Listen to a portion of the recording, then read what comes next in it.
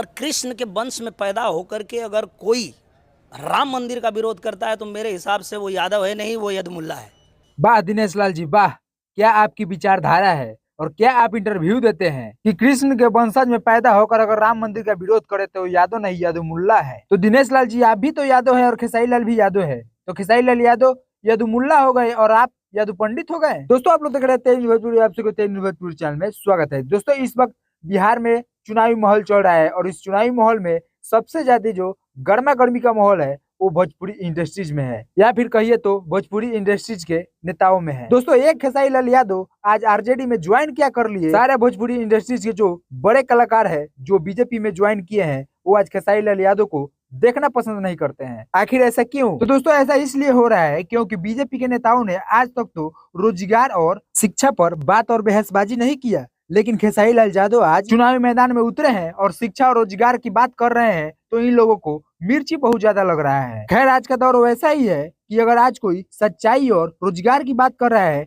तो ये सारे एनडीए वाले मिलकर दबाने की कोशिश करेंगे। दोस्तों जिस तरह से भोजपुरी के कलाकार रवि किशन जी खेसारी लाल यादव को छपरा में आकर एक्सपोज करके गए, अगर बिहार की जनता चाहती तो उनको मुंह तोड़ जवाब दे सकती थी। और आजकल दिनेश लाल यादव भी बहुत ज्यादा फरफराते हुए नजर आ रहे हैं। तो आप बोल रहे हैं कि हमने सांसद में रह के कुछ किया नहीं तो विधायकी में आकर क्या कर लेगा। तो आपको बता देना चाहते हैं कि आप जो अभी तक सांसद में रहकर नहीं किए वो खेसारी लाल यादव विधायकी में जीत कर करेंगे और आप लोगों को खेसारी लाल यादव की तरफ से मुंह तोड़ जवाब मिलेगा। खैर आप तो यादव होकर यादव का साथ नहीं दे रहे हैं, यादव को बोल रहे हैं कि वो यदुमुल्ला है। अरे कलंक है आप जैसे यादव पर जो आज अधर्म की आड़ में धर्म का मुखौटा पहनकर लोगों के सामने बैठा हुआ है। आज भोजपुरी के कोई भी कलाकार में एकता नहीं देखने को मिल रहा है। आज ऐसे ही भोजपुरी के कलाकारों के चलते आज भोजपुरी इंडस्ट्रीज का कोई भी इज्जत और सम्मान नहीं करता। चलिए हमने माना कि लालू के राज में जंगल राज था, लेकिन 15 साल से तो आपका ही राज चल रहा है, तो मंगल राज क्यों नहीं हो जाता है? क्यों आज हत्या लूट और गरीब के बहन बेटियों का